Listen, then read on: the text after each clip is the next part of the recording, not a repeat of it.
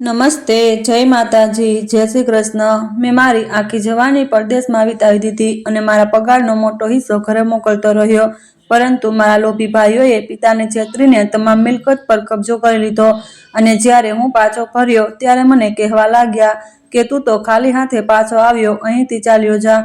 હું મલકાયો અને મારા જૂના ગંદા સૂટકેસમાંથી એક એવી ફાઇલ કાઢી જે જોઈને ભાઈઓના ચહેરાનો રંગ ઉડી ગયો, કારણ કે મેં જે પૈસા મોકલ્યા હતા તે ભાઈઓના ખાતામાં નહીં પણ એવી જગ્યાએ રોકાણ કર્યા હતા કે ટ્રેનની લાંબી અને ઉદાસી મુસાફરીએ હવાની છાતીમાં અવરોધ મૂક્યો। ત્યારે હું ગભરાઈને મારા સપનાની દુનિયામાંથી બહાર આવી ગયો। બારીની બહાર દોડતા ઝાડ, ખેતરો અને માટીના કાચા મકાનો હવે મને જણાવી રહ્યા હતા કે હું મારી ધરતી પર પાછો આવી ગયો છું। આ તે માટી હતી જેની સુગંધ મેં છેલ્લા 20 વર્ષથી મારા શ્વાસમાં વસાવી રાખી હતી અને જેની એક ઝલક જોવા માટે મેં મારી જવાનીના સૌથી કિંમતી દિવસો પરદેશના તપતા રસ્તાઓ પર સિમેન્ટની બારીઓ નીચે દબાવી દીધા હતા। મારું નામ વૈભવ છે, પણ કદાચ મારા માતા પિતાએ આ નામ રાખતી વખતે વિચાર્યું પણ નહીં હોય કે મારી જિંદગીમાં ક્યારેય કોઈ વૈભવ સામેલ નહીં થાય। હું સીટ પરથી ઉઠ્યો અને ઉપરની બર્થ પરથી મારું જૂનું સુટકેસ ઉતાર્યું જે મારો એકમાત્ર સાથી હતો અને આ 20 વર્ષોમાં મારા સુખ અને દુઃખ બંનેનો સાક્ષી હતો। તેની ઉપરની પરત જગ્યાએથી ખરાબ થઈ ગઈ હતી અને તેનો રંગ પણ ખાસો ઉડી ગયો હતો, બિલકુલ મારી જેમ।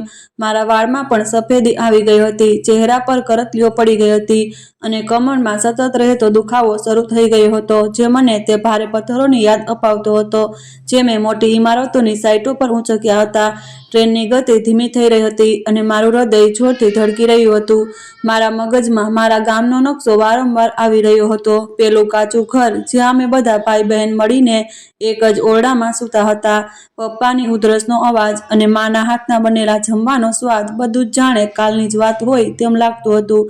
પરંતુ મને ખબર હતી કે હવે ત્યાં બધું બદલાઈ ગયું હશે, કારણ કે મેં જે પૈસા મોકલ્યા હતા તેનાથી ત્યાં હવે એક આલીશાન ઘર ઊભું થઈ ગયું હશે। મારા ભાઈઓએ પત્રોમાં અને ફોન પર મને કહ્યું હતું કે વૈભવ ભૈયા, તમારી કમાણીથી અમે ગામની સૌથી ઊંચી હવેલી બનાવી લીધી છે અને હવે અમે વિસ્તારના ચૌધરીઓમાં ગણાઈએ છીએ।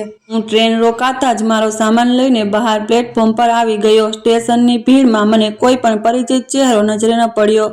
મેં આમ તેમ જોયું કે કદાચ મારા નાના ભાઈ રઘુવીર અને બબલુ મને લેવા આવ્યા હોય, પણ ત્યાં અજાણ્યા ચહેરાઓ સિવાય કોઈ જ નહોતું। દિલમાં એક હળવી પીડા ઉઠી કે મેં તો પત્ર લખીને આવવાના સમય વિશે પણ જણાવી દીધું હતું, તો પછી કેમ કોઈ ન આવ્યું। પણ પછી મેં જાતે જ મારા દિલને દિલાસો આપ્યો કે કદાચ કામકાજમાં વ્યસ્ત થઈ ગયા હશે અથવા ગાડી ખરાબ થઈ ગઈ હશે। છેવટે હવે તેઓ મોટા વેપારી બની ગયા છે, હજારો મુશ્કેલીઓ હોય છે। મેં ઊંડો શ્વાસ લીધો અને સ્ટેશનની બહાર આવીને એક રિક્ષા કરી લીધી। રસ્તાભર હું ખુલ્લી આંખોથી બદલાતા નજારાઓ જોતો રહ્યો। રસ્તા પાકા થઈ ગયા હતા, દુકાનો વધી ગઈ હતી અને લોકોના પહેરવેશ પણ હવે બદલાઈ ગયા હતા। રિક્ષાવાળાએ મને અરીસામાં જોતા પૂછ્યું, બાબુજી, લાગે છે ઘણા સમય પછી ઘરે પાછા ફર્યા છો? મેં સ્મિત કરીને માથું હલાવ્યું અને કહ્યું, હા ભઈલા, આખી જવાની ખર્ચી નાખી હવે ઘટપણ લઈને પાછો ફર્યો છું। રિક્ષાવાળો હસી પડ્યો અને બોલ્યો, પરદેશ તો આવો જ હોય છે, માણસને પૂરેપૂરો નીચોવી જ લે છે। તેની વાત મારા દિલ પર વાગી, ખરેખર મને નીચોવી લેવામાં આવ્યો હતો। મને યાદ આવવા લાગ્યો તે દિવસ જ્યારે હું પહેલીવાર મારા ઘરેથી નીકળ્યો હતો। મારા પપ્પા બીમાર હતા અને ઘરમાં રોટલાના સાંસા પડી ગયા હતા। હું ઘરનો સૌથી મોટો દીકરો હતો અને મારા ખભા પર જવાબદારીઓનો પહાડ હતો। મારા બંને ભાઈઓ, નાના રઘુવીર અને બબલુ, ત્યારે સ્કૂલમાં ભણતા હતા, પણ ભણવામાં તેમનું મન જ નહોતું લાગતું। તેઓ દરેક સમયે રખડપટ્ટી કરતા અને નવા કપડાં અને બૂટની માંગણી કરતા રહેતા।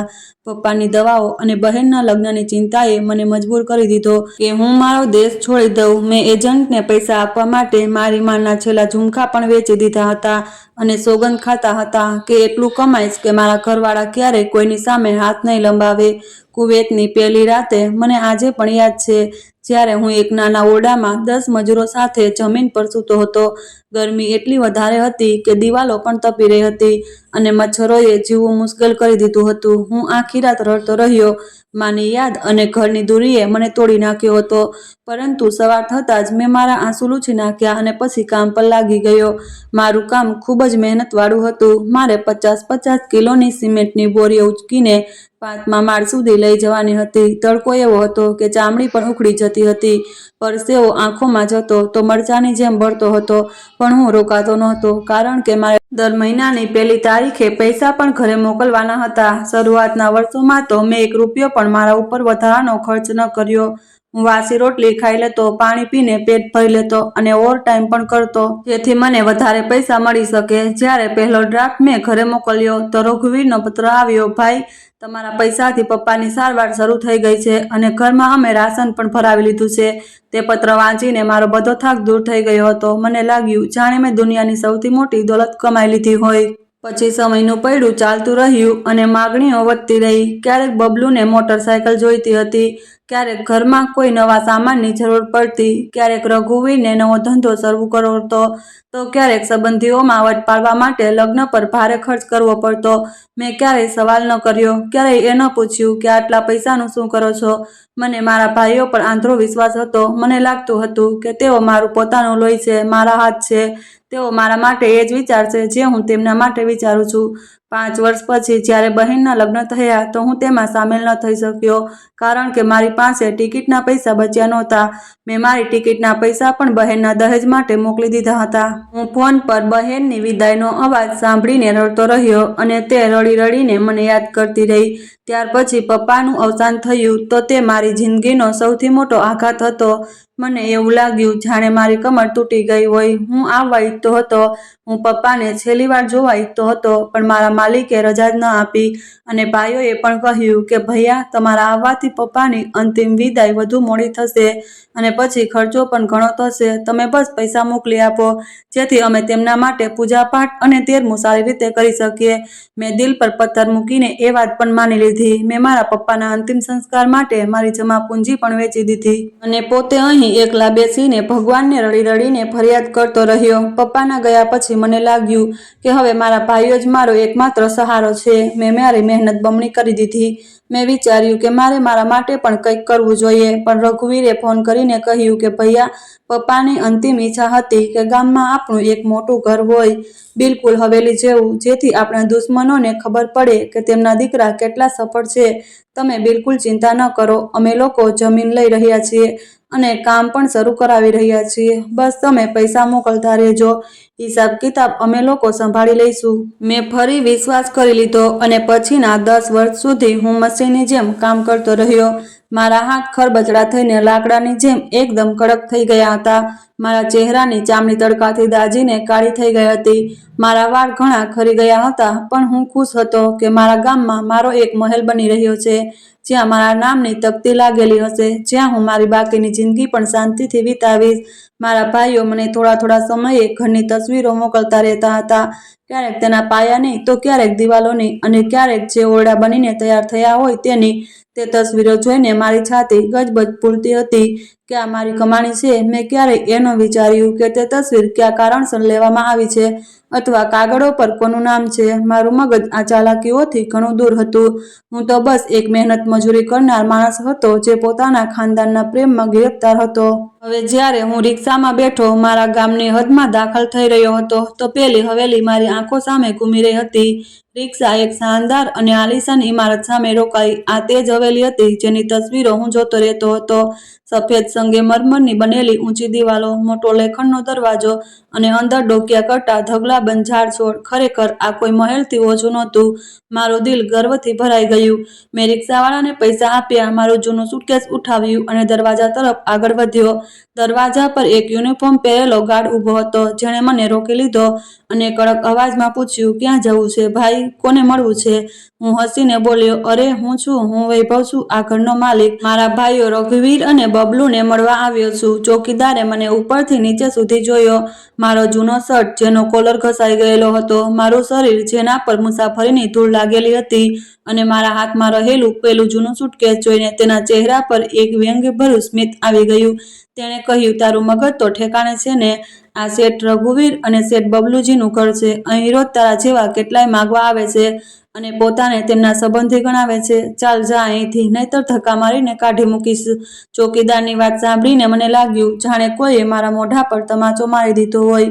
હું ગુસ્સાથી બોલ્યો, ઓળખતો નથી તું કે હું કોણ છું? અંદર જઈને કહે કે વૈભવ ભૈયા આવ્યા છે. કુવેતવાળા ચોકીદાર કદાચ મારા અવાજની મક્કમતાથી ગભરાઈ ગયો હતો, અથવા કદાચ તેને કોઈ શંકા ગઈ. તેણે કહ્યું, સારું, અહીં જ ઊભો રહે, હું એકવાર પૂછીને આવું છું. તે અંદર ગયો અને હું ત્યાં જ તડકામાં ઊભો રહ્યો, જ્યાં મેં મારી આખી જિંદગી વિતાવી હતી. થોડી મિનિટો પછી દરવાજો ખુલ્યો અને મારા બંને ભાઈ રઘુવીર અને બબલુ બહાર આવ્યા. તેમને જોઈને મારું દિલ ખુશીથી ઉછળી પડ્યું. તેઓ બંને હવે ખાસા જુવાન અને તંદુરસ્ત લાગી રહ્યા હતા. તેમણે મોંઘા કપડાં પહેર્યા હતા અને હાથમાં મોંઘી ઘડિયાળો હતી. તેઓ બિલકુલ કોઈ શેઠ જેવા જ લાગી રહ્યા હતા. મેં મારું સુટકેસ જમીન પર મૂક્યું અને બાહો ફેલાવીને તેમની તરફ આગળ વધ્યો, જેથી તેમને મારા ગળે લગાવી શકું, પણ તેમના ડગલા ત્યાં જ અટકી ગયા. તેમના ચહેરા પર તે ખુશી નહોતી જેની મને આશા હતી. તેમની આંખોમાં તે ચમક નહોતી જેના માટે હું તરસતો હતો. તેમના ચહેરા એકદમ સપાટ અને ઠંડા હતા, જાણે કે તેઓ કોઈ અજાણ્યાને જોઈ રહ્યા હોય. રઘુવીરે આગળ વધીને મને ગળે લગાવવાને બદલે બસ ઔપચારિકતાથી હાથ મિલાવી લીધો અને બબલુએ તો બસ દૂરથી જ હસીને મુલાકાત કરી લીધી. મારી ફેલાયેલી બાહો હવામાં જ લટકેલી રહી ગઈ અને પછી લાચાર થઈને નીચે પડી ગઈ. આ મારો પહેલો આંચકો હતો. રઘુવીરે મને ખૂબ તીખી નજરે જોયો, પછી મારા જૂના સુટકેસને જોઈને નાક ચડાવ્યું અને ઠંડા અવાજે બોલ્યો, ભૈયા, તમે આવવામાં બહુ મોડું કરી દીધું અને આ શું હાલ બનાવી રાખ્યો છે? અહીં લોકો જોશે તો શું કહેશે કે ચૌધરીનો ભાઈ ભિખારીઓના કપડામાં આવી ગયો છે? તેના અવાજમાં ચિંતા નહીં પણ શરમ હતી, જાણે કે હું તેમના મોભા પર ડાઘ હોઉં. મેં હસવાનો પ્રયત્ન કર્યો અને કહ્યું, અરે રઘુવીર, મુસાફરીનો થાક છે. પરદેશમાં તો માણસ આવો થઈ જાય છે. હવે તમે લોકો કહો કેમ છો? અને આ ઘર તો ભગવાનના આશીર્વાદથી બહુ જ શાનદાર બનાવી લીધું છે. બિલકુલ એવું જ જેવું મેં વિચાર્યું હતું. બબલુએ તરત વાત કાપતા કહ્યું, હા ભૈયા, મહેનત તો બહુ લાગી છે. અમે લોકોએ આ ઘર બનાવવા માટે દિવસ રાત એક કરી દીધા હતા, ત્યારે જઈને આ બધું બની શક્યું છે. તેણે અમારી અને અમે શબ્દો પર એટલો ભાર મૂક્યો કે મને બહુ વિચિત્ર લાગ્યું, જાણે મારી મહેનતનો આમાં કોઈ ભાગ જ સામેલ ન હોય. ખેર, અમે લોકો પછી અંદર દાખલ થયા. ઘર અંદરથી પણ વધારે સુંદર હતું. કિંમતી ફર્નિચર, મોટું ઝુમ્મર અને મોંઘી મોંઘી કાર્પેટ જોઈને મારી આંખો પોળી થઈ રહી હતી. પરંતુ મને એ જોઈને આશ્ચર્ય થયું કે ડ્રોઈંગ રૂમમાં ફક્ત રઘુવીર અને બબલુની મોટી મોટી તસવીરો લાગેલી હતી અને ક્યાંક ક્યાંક પપ્પાની તસવીર હતી, પણ મારી કોઈ પણ તસવીર નહોતી. જો કે મેં મારી ઘણી બધી તસવીરો મોકલી હતી. મને એવું મહેસૂસ થયું જાણે હું આ ઘરમાં કોઈ અજાણ્યો હોઉં. હું એક વણનોતરિયો મહેમાન છું. મને એક નાના ઓરડામાં ઉતારો આપવામાં આવ્યો, જે કદાચ મહેમાનો માટે અલગથી બનાવવામાં આવ્યો હતો, અથવા તો જૂના સામાન માટે, કારણ કે ત્યાંની દિવાલોનો રંગ ઉખડી ગયેલો હતો અને ફર્નિચર પણ જૂનું હતું. મેં મનમાં વિચાર્યું, કોઈ વાંધો નહીં, કદાચ હજુ સફાઈ નહીં થઈ હોય. સાંજે જમવાના ટેબલ પર મેં આશા રાખી હતી કે અમે બધા સાથે બેસીને જૂની યાદો તાજી કરીશું, પરંતુ ત્યાંનું વાતાવરણ તો કંઈક અલગ જ લાગી રહ્યું હતું. મારા ભાઈઓની પત્નીઓ પણ હતી, જેમણે ખૂબ જ અજાણ્યાપણાથી મારી સાથે મુલાકાત કરી અને પછી પોતપોતાના ઓરડામાં ચાલી ગઈ. જમવાના ટેબલ પર મેં વાત શરૂ કરી, જુઓ ભાઈઓ, હવે હું પાછો આવી ગયો છું. હવે હું ફરી નહીં જાઉં. ત્યાં બહુ કામ કરી લીધું છે. હવે હું ઈચ્છું છું કે આપણે બધા હળી મળીને રહીએ અને હું પણ ધંધામાં હાથ બટાવું. આ સાંભળતા જ જમવાના ટેબલ પર સોપો પડી ગયો. રઘુવીર અને બબલુએ એકબીજાની તરફ આંખોથી આંખોમાં વાત કરતી નજરે જોયું. રઘુવીરે પાણીનો ગ્લાસ પીધો અને ગળું સાફ કરતા બોલ્યો, ભૈયા, તમે અત્યારે બહુ થાકેલા છો, એટલે આરામ કરો. આ બધી વાતો તો પછી પણ થઈ જશે.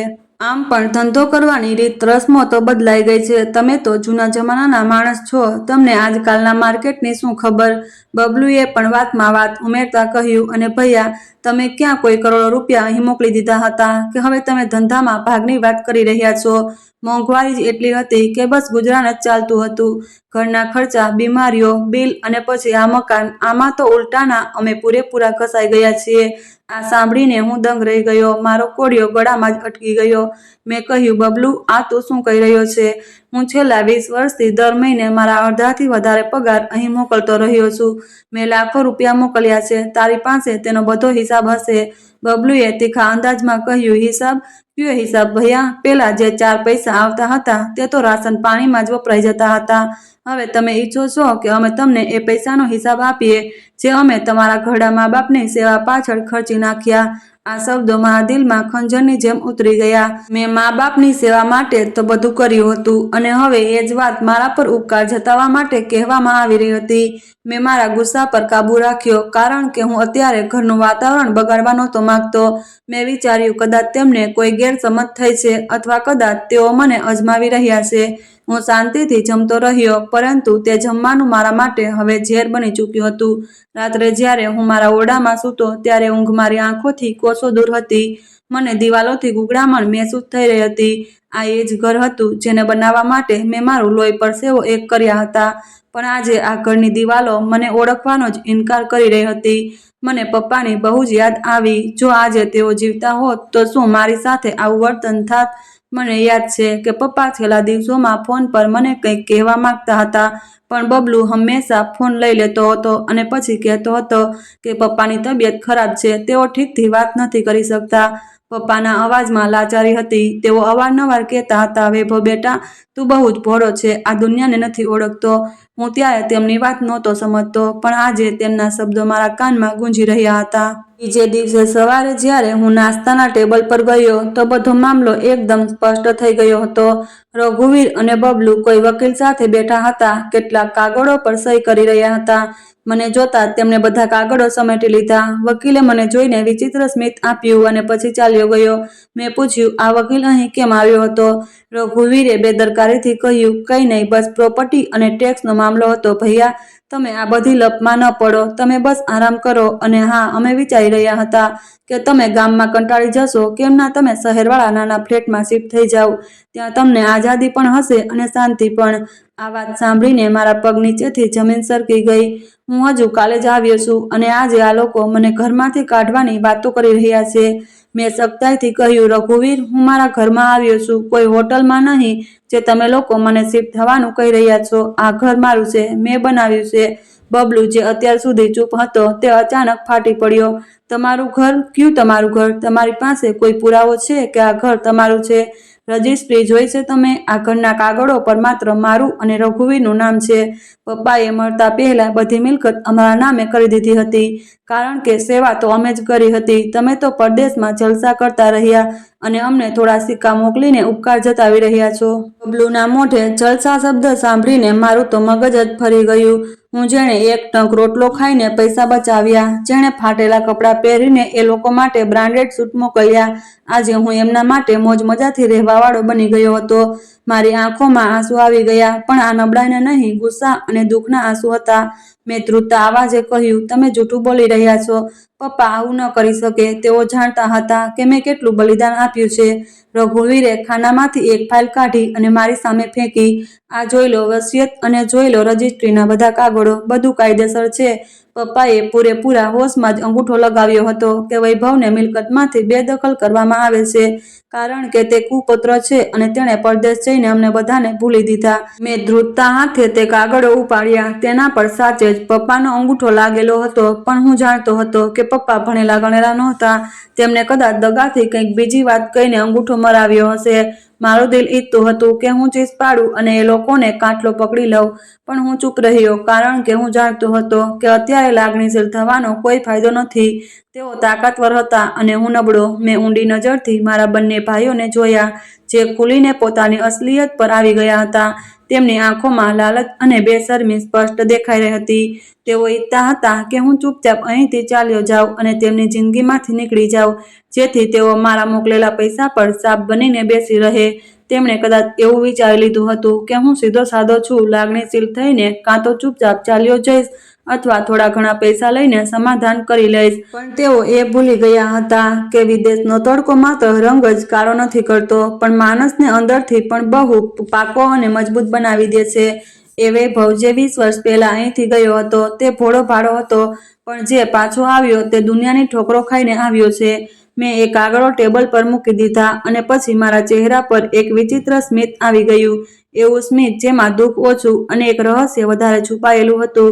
મેં કહ્યું, ઠીક છે, જો પપ્પાની આ જ મરજી હતી અને તમે લોકો આ જ ઈચ્છો છો તો હું પછી કાંઈ પણ નહીં કહું પણ મને મારું પેલું સુટકેસ આપી દો જે હું લાવ્યો છું.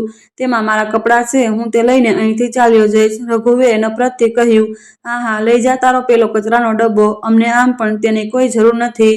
હું ઉઠ્યો અને મારા ઓરડા તરફ ગયો. મારું દિલ ભારે હતું પણ મગજ એકદમ સાફ. તેમણે મને ખાલી હાથ સમજીને ઘરમાંથી કાઢવાનો નિર્ણય સંભળાવી દીધો હતો, પણ તેઓ જાણતા નહોતા કે ખાલી હાથે આવવાવાળો પોતાની સાથે શું લાવ્યો છે. હું ઓરડામાં ગયો, મારું તે જૂનું સુટકેસ ઉઠાવ્યું, તેની ચેન ખોલી અને પછી અંદર રહેલા કપડાની નીચે છુપાયેલી એક ફાઇલને ખંભોળી. આ એ જ ફાઇલ હતી જે મારી 20 વર્ષની મહેનતનું અસલી સરનામું હતી. આ તે દારૂગોળો હતો જે હવે આ મહેલનો પાયો હચમચાવવાનો હતો. મેં સુટકેસ બંધ કર્યું અને તેને ઉઠાવીને ફરી ડ્રોઈંગ રૂમ તરફ ડગલા માંડ્યા, જ્યાં મારા ભાઈઓ પોતાની જીતની ઉજવણી કરવા માટે નિરાંતે બેસીને ચા પી રહ્યા હતા. તેમને ખબર નહોતી કે તેમની આ ખુશી કેટલા ઓછા સમયની છે અને આવનારા થોડા જ પળોમાં તેમના પગ નીચેથી જમીન કેવી રીતે સરકવાની છે. વાર્તા ત્યાં પૂરી નહોતી થઈ, બલકે અસલી વાર્તા તો હવે શરૂ થવાની હતી. મારું ખાલી હાથે હોવું તેમની સૌથી મોટી ગેરસમજ સાબિત થવાનું હતું. હું સુટકેસ લઈને પાછો ડ્રોઈંગ રૂમમાં દાખલ થયો. ત્યાંનો નજારો કંઈક વિચિત્ર હતો. હવામાં એક ભારેપણું અને તણાવ મહેસૂસ થઈ રહ્યું હતું, જેમ વાવાઝોડા પહેલાની શાંતિ હોય છે. રઘુવીર અને બબલુ હજુ પણ પોતપોતાની મખમલી ખુરશીઓ પર બેઠા હતા અને તેમના ચહેરા પર એ જ ચમક અને ઘમંડ હતું જે થોડીવાર પહેલા દેખાઈ રહ્યું હતું. તેઓ કદાચ એવું ન સમજી રહ્યા હતા કે હું મારો સામાન લઈને ઉલટા પગે પાછો જવા આવ્યો છું, અથવા કદાચ તેમની પાસે ભાડાના પૈસા માંગવા આવ્યો છું, કે પછી તેમની સામે કરગરીને દયાની ભીખ માંગવા આવ્યો છું. રઘુવીરે મને જોતા જ વાંકું હસતા કહ્યું, જે ડ્રોઈંગ રૂમની દિવાલો સાથે અથડાઈને મારા મગજને ચીરતી હોય તેમ લાગ્યું. તેણે પોતાના હાથમાં પકડેલી મોંઘી સિગારેટનો ધુમાડો હવામાં વિખેરતા ખૂબ બેદરકારીથી કહ્યું, કેમ ભૈયા, રસ્તો ભૂલી ગયા છો કે પછી જતા પહેલા છેલ્લી વાર આ મહેલને મન ભરીને જોવા માંગો છો? જોઈ લો, આખરે તમારા પૈસાનો પણ કંઈક ને કંઈક અવાજ તો આમાં સામેલ હશે જ, ભલે પછી તે ઈંટોના ભઠ્ઠાવાળા મજૂરની મજૂરી જેટલો જ કેમ ન હોય. અને હા, જો ભાડું જોઈતું હોય તો તે પણ મળી જશે. બસ હવે નાટક બંધ કરો અને નીકળો અહીંથી. બબલુએ પણ પગ પર પગ ચડાવીને હલાવતા મોટા સ્ટાઇલિશ અંદાજમાં કહ્યું, અરે નહીં યાર રઘુવીર ભૈયા, કદાચ ભૈયાને ભૂખ લાગી હશે. છેવટે આટલી લાંબી મુસાફરી કરીને આવ્યા છે અને આપણે તેમને સરખું સ્વાગત નથી કર્યું. નોકરાણીને કહું છું કે રસોડામાંથી વધેલી રોટલી અને દાળ જ લાવી આપે, જેથી ભૈયા પેટ ભરીને ખાઈ લે અને પછી મુસાફરી કરી શકે, અને પછી આખા ગામમાં જઈને અમારા વિશે કિસ્સા પણ સંભળાવી શકે. તેમની ઝેરેલી વાતો અને કટાક્ષભરી નજરોએ મારી ધીરજના માપને ભરવાને બદલે મારા ઈરાદાઓને વધુ મજબૂત કરી દીધા હતા, કારણ કે હું જાણતો હતો કે આવનારા થોડા જ પળોમાં આ હાસ્ય ડૂચકાઓમાં અને પૈસાની આ ગરમી ભીખ માગનારાઓમાં બદલવાની છે. મેં તેમની વાતોનો કોઈ પણ જવાબ ન આપ્યો અને શાંતિથી ચાલતા ડ્રોઈંગ રૂમની મોટી કાચવાળી મેજ પાસે જઈને અટકી ગયો અને તેની ઉપર મારું પેલું જૂનું ફાટેલું સુટકેસ મૂકી દીધું. એ સુટકેસની હાલત જોઈને પેલા બંનેએ નાક મોચડાવ્યા, જાણે કે મેં કોઈ ગંદો અને કચરાનો ઢગલો તેમની કિંમતી મોંઘી ટેબલ પર મૂકી દીધું હોય. રઘુવીરે અણગમાથી વાત બદલતા કહ્યું, ભૈયા, આ ગંદકી અહીંથી હટાવો. આ મેજ લાખો રૂપિયાની છે, આના પર ઉજરડા પડી જશે. પણ મેં તેમના અણગમાને અવગણીને ખૂબ જ શાંત અંદાજથી સુટકેસની ચેન પર હાથ મૂક્યો, જેના પર કાટ લાગેલો હતો અને તેને ખોલવામાં થોડી મુશ્કેલી થઈ રહી હતી, જેનાથી ચરર જેવો અવાજ પેદા થયો. આ અવાજ ઓરડાના સન્નાટામાં ગુંજ્યો, જાણે કોઈ વર્ષોથી બંધ પડેલો દરવાજો ખુલી રહ્યો હોય. મેં તેને ખોલ્યું તો જૂના કપડાની એક વિચિત્ર વાસ આવી જે પેલા શેઠિયાઓના નાકને બહુ ખરાબ લાગી. મેં કપડાની થપ્પીઓને હટાવી અને પછી તેની નીચે છુપાયેલી પેલે પીળા રંગની ફાઇલ કાઢી, જેના પર વૈભવ લખેલું હતું, અને તેની સાથે એક જાડી કાળા રંગની ડાયરી પણ કાઢી જે પપ્પાની હતી. મેં એ ફાઇલ અને ડાયરી કાઢીને ટેબલ પર તેમની સામે મૂકી અને ફાઇલની ઉપર મારો સખત અને ખરબચડો હાથ જમાવતા તેમની આંખોમાં આંખો નાખીને કહ્યું, રઘુવીર અને બબલુ, તમે લોકોએ મને કહ્યું હતું કે હું ખાલી હાથે પાછો ફર્યો છું અને તમે મને મારા જ ઘરમાંથી નીકળી જવાનો ઓર્ડર આપ્યો હતો, પરંતુ તમે લોકો વાત ભૂલી ગયા કે પપ્પા ક્યારેય પોતાના સંતાનોમાં ભેદભાવ નથી કરતા. પણ જ્યારે સંતાન બેઈમાન થઈ જાય અને તમને દગો આપવા લાગે તો પછી તમારે તમારો વારસો અને ઇજ્જત બચાવવા માટે અમુક એવા નિર્ણયો લેવા પડે જે ભલે કઠોર લાગે પણ અસલમાં એ જ ન્યાય હોય છે. તમે લોકો સમજતા હતા કે પપ્પા જે પથારીમાં પડ્યા માત્ર ખાંસતા રહે છે, તેમને કોઈ ખબર નહોતી, પણ તેઓ ખામોશ નજરોથી બધું જ જોઈ રહ્યા હતા. રઘુવીરે તે ફાઇલને ખૂબ જ તુચ્છ નજરે જોઈ અને સિગાર એક ટ્રેમાં મસળતા કહ્યું, આ શું છે પપ્પાની કોઈ જૂની શિખામણવાળી ડાયરી છે? આ તારા મેડિકલ બિલ છે જે અમને બતાવી રહ્યો છે જેથી અમે તારા પર દયા ખાઈએ. અમને આ કાગળોમાં કોઈ રસ નથી. અમારી પાસે કોર્ટના પાકા કાગળો છે અને વકીલોની આખી ટીમ છે. તું આ રદ્દી કાગળોથી અમને ડરાવી ન શકે. મેં કહ્યું, આ રદ્દ નથી, તમારા કારનામાઓનો કાચો ચીઠો છે. મેં ફાઇલ ખોલી અને તેમાંથી સૌથી પહેલા એક રસીદ કાઢી અને રઘુવીરની સામે લહેરાવી. યાદ છે રઘુવીર, 5 વર્ષ પહેલા તે કહ્યું હતું કે ટ્રેક્ટર ખરીદવું છે ખેતીવાડી માટે અને તે મારી પાસેથી 15 લાખ રૂપિયા મગાવ્યા હતા. આ તે ટ્રેક્ટરની નકલી રસીદ છે જે તે મને મોકલી હતી અને આ તેની પાછળ લાગેલું શોરૂમનું બિલ છે. મુનશીજી પાસેથી તે કઢાવ્યું હતું. આ તે પત્ર છે જેમાં લખ્યું હતું કે આ નામનું કોઈ પણ ટ્રેક્ટર ક્યારેય ખરીદવામાં આવ્યું નથી. તે 15 લાખ રૂપિયા તું જુગારમાં હારી ગયો હતો. રઘુવીરનો ચહેરો સફેદ પડી ગયો.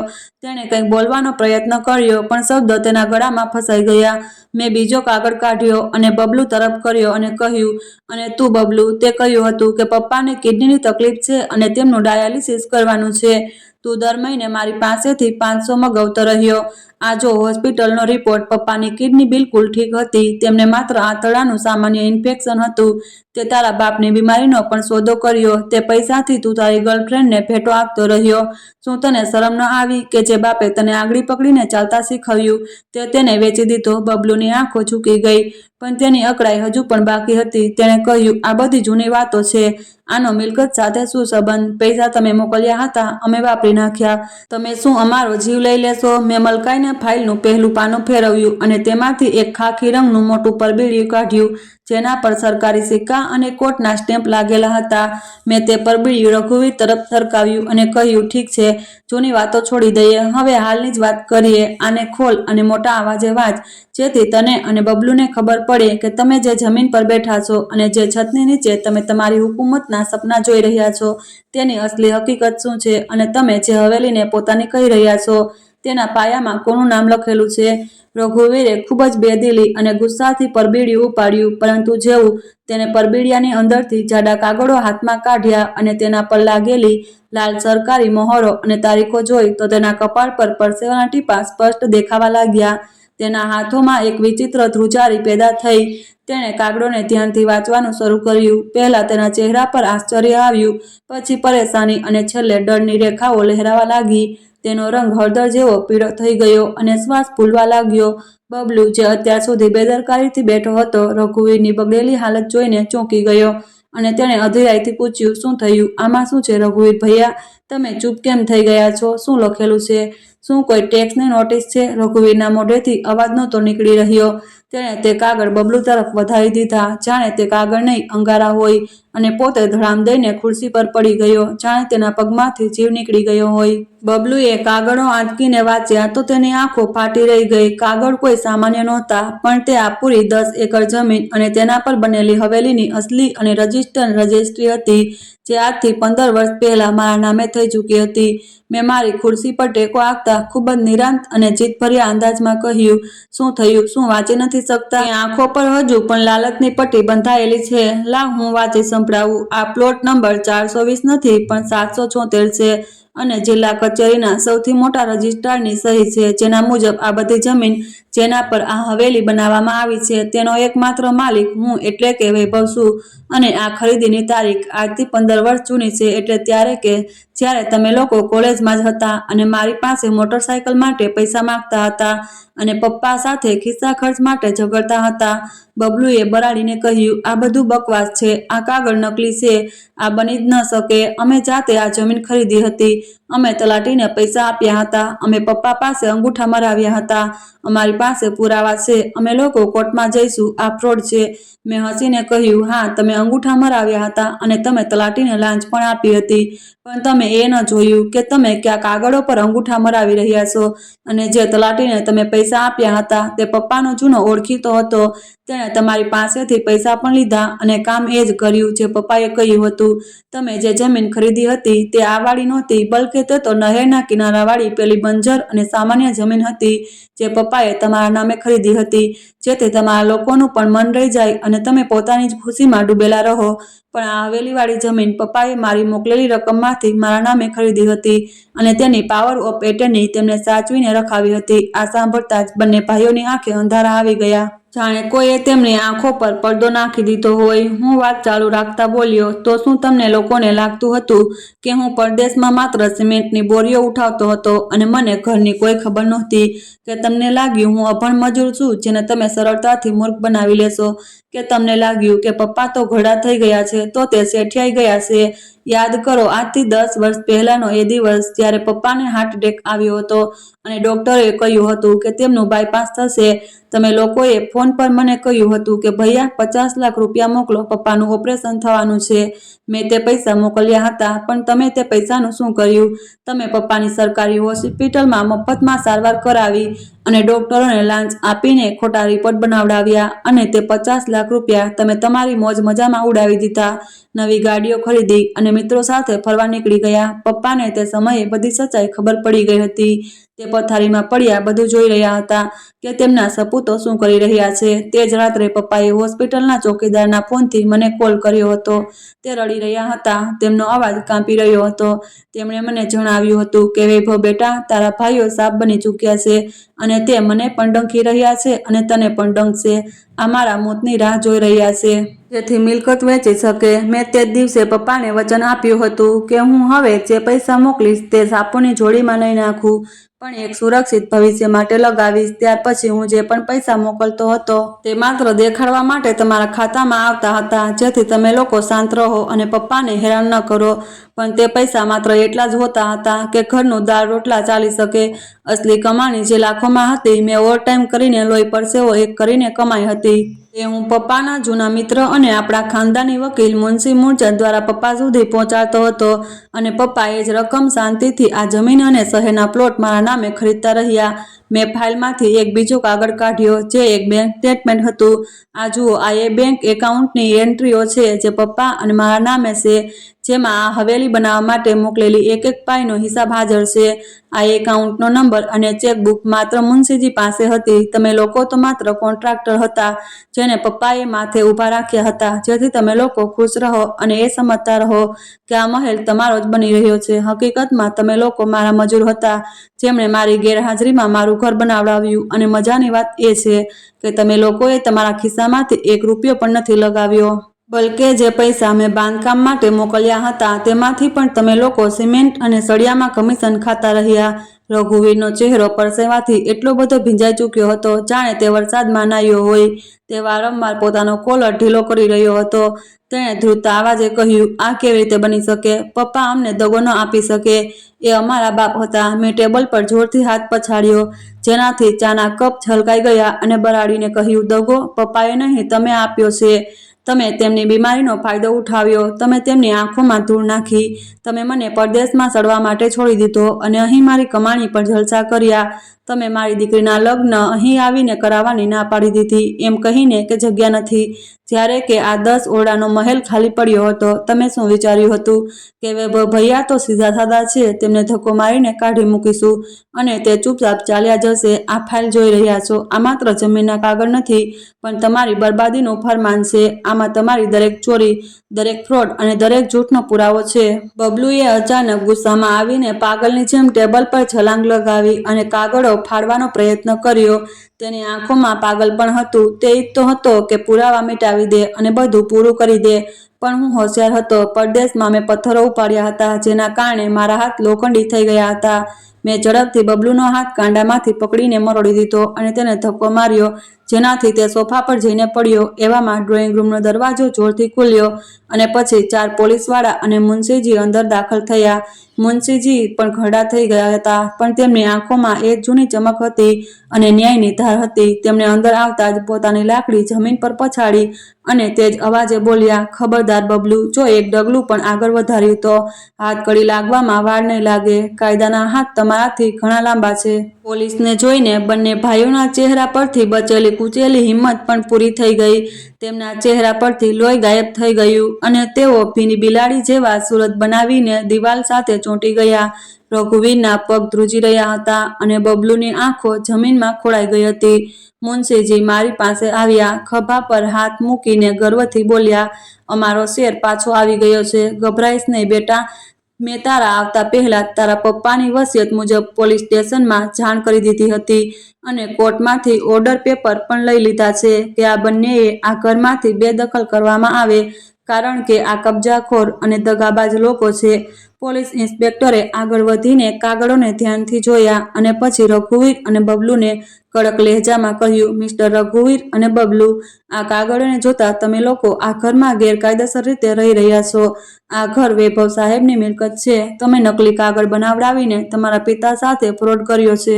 તમારા પર કેસ દાખલ થાય છે. બહેતર એ જ છે કે શરાફતથી આ ઘરનો કબજો અસલી માલિકને સોંપી દો, નહીંતર અમારે બળજબરી કરવી પડશે અને તમારે જેલની હવા પણ ખાવી પડશે. આ સાંભળીને રઘુવીરના પગ નીચેથી જમીન સરકી ગઈ. જે થોડીવાર પહેલા સુધી બાદશાહ બનીને બેઠો હતો તે બિલકુલ તૂટી ચૂક્યો હતો. તેણે પોતાની પત્ની તરફ જોયું, જે દરવાજા પાસે ઊભી આ બધું સાંભળી રહી હતી અને ડરના કારણે રડી રહી હતી. રઘુવીર આગળ વધીને મારા પગ પકડવાની કોશિશ કરવા લાગ્યો. તેની આંખોમાંથી આંસુ વહી રહ્યા હતા. હું પાછળ હટી ગયો. તે બોલ્યો, ભૈયા, ભગવાન ખાતર અમને માફ કરી દો. અમે ભટકી ગયા હતા. અમારા ઘમંડમાં મગજ ખરાબ થઈ ગયું હતું. અમે તમારા નાના ભાઈ છીએ, તમારું પોતાનું લોહી છીએ. તમે અમને રસ્તા પર ન લાવો. અમારા આ બાળકો ક્યાં જશે? અમારી ઇજ્જત ધૂળમાં ન મેળવો. મેં તેને નફરતથી જોયો અને કહ્યું, આજે તને બાળકો યાદ આવી રહ્યા છે? આજે તને લોહી યાદ આવી રહ્યું છે? જ્યારે તે મને ગેટ પર રોક્યો હતો અને ધક્કા મારીને કાઢ્યો હતો, ત્યારે તને યાદ ન આવ્યું કે હું તારો મોટો ભાઈ છું? ત્યારે તને મારા ઘડપણ અને મારી બરબાદીનો ખ્યાલ ન આવ્યો? તે તો મને જીવતો જ દાટી દેવાનો પ્લાન બનાવી લીધો હતો. તે તો મારી લાશ પર આ મહેલ ઊભું કરવાનું વિચાર્યું હતું. બબલુ પણ બાળકની જેમ ધ્રુજકે રડવા લાગ્યો. ભૈયા, અમારાથી ભૂલ થઈ ગઈ. અમને માફ કરી દો. તમે જે પણ સજા આપશો અમને મંજૂર છે. બસ અમને ઘરમાંથી ન કાઢો. લોકો શું કહેશે? અમારું નાક કપાઈ જશે. અમે ક્યાંય મોઢું બતાવવા લાયક નહીં રહીએ. મેં ઊંડો શ્વાસ લીધો અને ખુરશી પર બેસી ગયો. હું ઈચ્છત તો તેમને આ સમયે પોલીસને સોંપી શકતો હતો. હું ઈચ્છત તો તેમને એ જ રીતે ધક્કા મારીને કાઢી શકતો હતો જેવું તેમણે મારી સાથે કર્યું હતું. પણ હું તેમના જેવો નહોતો. હું વૈભવ હતો, જેના હૃદયમાં એક પિતાનું દિલ ધડકતું હતું. હું પથ્થર નહોતો. મેં મારા ગુસ્સાને કાબૂ કર્યો, કારણ કે હું મારા પિતાનો સાચો દીકરો હતો. મેં થોડી વાર મૌન રાખ્યું. ઓરડામાં માત્ર તેમના ડૂસકા અને પોલીસવાળાના ભારે બૂટોનો અવાજ આવી રહ્યો હતો. પછી મેં એક ફેંસલો સંભળાવતા અંદાજમાં કહ્યું, હું તમને રસ્તા પર નહીં ફેંકું, કારણ કે હું નથી ઈચ્છતો કે પપ્પાના આત્માને તકલીફ પહોંચે કે તેમના દીકરા દર ભટકી રહ્યા છે અને પછી લોકો પણ મારા પરિવાર પર હશે. પણ મેં નિર્ણય કર્યો છે. આ સાંભળીને તે બંનેએ આશાભરી નજરોથી મારી તરફ જોયું, જાણે ડૂબતાને તણખાનો સહારો. તમે લોકો હવે હવેલીના માલિકની હેસિયતથી નહીં રહો. આ હવેલીના પાછલા ભાગમાં જે સર્વન્ટ ક્વાર્ટર તમે નોકરો માટે બનાવડાવ્યા છે, જેમાં આજ સુધી તમે કોઈ પણ નોકરને ટકવા ન દીધા, કારણ કે તમે તેમને માણસ જ નહોતા સમજતા, આજે તમે બંને તમારી પત્ની બાળકો સાથે ત્યાં જ રહેશો.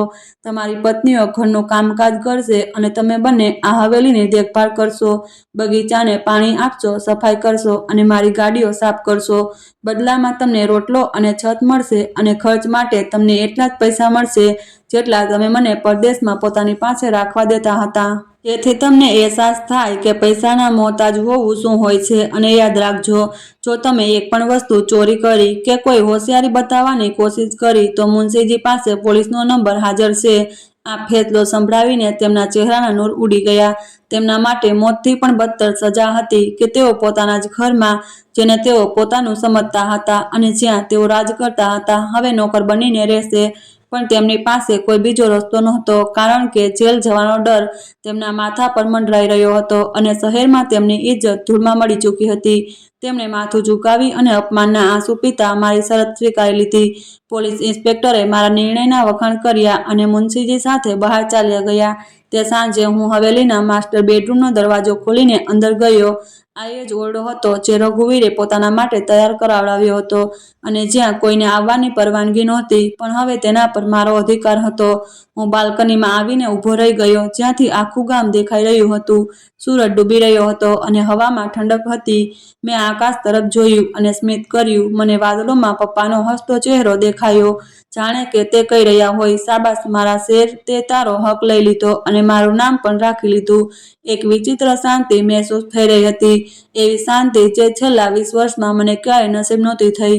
મેં નીચે જોયું જ્યાં રઘુવીર અને બબલુ સર્વન્ટ ક્વાર્ટર તરફ પોતાનો સામાન શિફ્ટ કરી રહ્યા હતા. તેમના ખભા ઝૂકેલા હતા, તેમની પત્નીઓ રડી રહી હતી અને તેમની ચાલમાં પેલી અકળાઈ બાકી નહોતી. આ તેમના કર્મોનું ફળ હતું જે તેમને તેમની અસલી જગ્યા પર લઈ આવ્યું હતું. મેં મારા ખિસ્સામાંથી પેલો જૂનો સિક્કો કાઢ્યો જે હું 20 વર્ષ પહેલા ગામથી જતી વખતે મારા ખિસ્સામાં રાખીને લઈ ગયો હતો અને તેને હવામાં ઉછાળી દીધો. એ સિક્કો ચમકતો નીચે પડ્યો, બિલકુલ એ જ રીતે જેવી રીતે કે મારા ભાઈઓનું અભિમાન ધૂળમાં મળી ગયું હતું.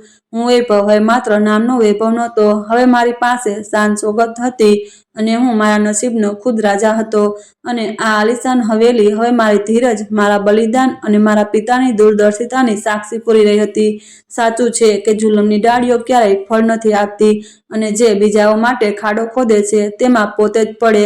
અને પરદેશની માટી માણસને ભલે ગમે તેટલો રડાવી લે, પોતાની વતનની માટીનો ન્યાય તેને જ બધું પાછું આપી દેશે. મિત્રો, જો તમને આ વાર્તા પસંદ આવી હોય તો કોમેન્ટ કરીને જરૂર જણાવો. વિડીયોને લાઇક કરો, હાઈપ આપો અને વધુને વધુ શેર કરો. ચેનલ પર નવા છો તો સબસ્ક્રાઈબ કરો અને નોટિફિકેશન બેલ દબાવો જેથી આગામી અપડેટ સૌથી પહેલાં તમને મળે. આ વાર્તા માત્ર શિક્ષણ અને મનોરંજનના હેતુથી બનાવવામાં આવી છે, જે સંપૂર્ણ રીતે કાલ્પનિક છે. તેમાં વર્ણવેલા પાત્રો, ઘટનાઓ અને સ્થાનનો વાસ્તવિક જીવન સાથે કોઈ સંબંધ નથી. કોઈ પણ વ્યક્તિ, સમાજ કે વર્ગની લાગણીઓને ઠેસ પહોંચાડવાનો હેતુ નથી. ધન્યવાદ.